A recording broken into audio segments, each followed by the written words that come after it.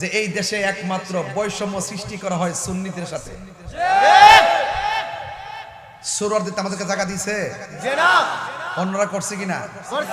এটা বৈষম্য নয়। নুসরাত ফারিয়া নামে একজন নায়িকারে গ্রেফতার করছে এয়ারপোর্ট থেকে। ঠাসকির আবার তার মামলার এজাহার হইল হত্যাকাণ্ড মামলা। তো পরের দিন আবার তারা জামিন দিয়ে দিছে।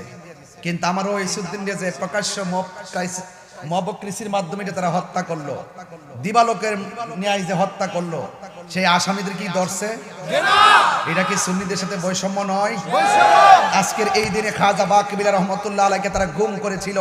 21 বছর হয়ে গেছে নারায়ণগঞ্জের সেই খাজা বাকিবিল্লাহ রহমতুল্লাহ আলাইকে আমরা এখনো খুঁজে পাই নাই। সে গুমকারীরা এখনো দেশে ঘুরে ফিরে বেড়ায়, কিন্তু আমাদের খাজা বাকিবিল্লাহ আসে নাই। এবং তারা কিভাবে কি হলো সেই তদন্ত পর্যন্ত করা হয় নাই। সেটা কি সুন্নিদের সঙ্গে বৈষম্য নয়? আল্লামা শহীদ ফারুকী রহমতুল্লাহ আলাইকে ঘরের ভিতরে ঢুকে হাত পা বেঁধে গলা কেটে শহীদ করে দিয়েছে। এতগুলো সিসি ক্যামেরা থাকার পরেও রাজারবাগে এতগুলো থাকার পরেও আমরা কি বিচার পেয়েছিলাম? এটা কি সুন্নিদের সাথে বৈষম্য নয়? এই জন্য বোঝা যায় দিন যত যাবে বৈষম্যের শিকার আমরাই হব। কিন্তু সেই বৈষম্যের শৃঙ্খলকে লাথি মেরে ভেঙে দিয়ে আমাদের অস্তিত্বের দায়েম এবং কায়েম জানান দিতে হবে।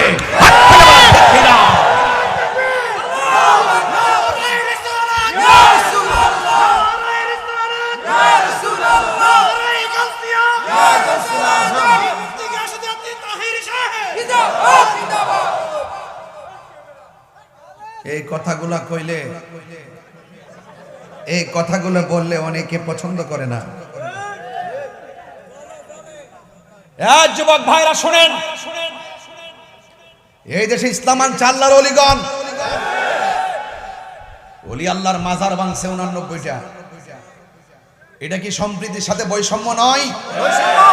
এটা কি আল্লাহর ওলিদের সাথে বিয়াদবি নয়? এরপরও কি আপনারা বলবেন যে সুন্নিরা কেন একত্রিত হবে না? অবশ্যই একত্রিত হতে হবে।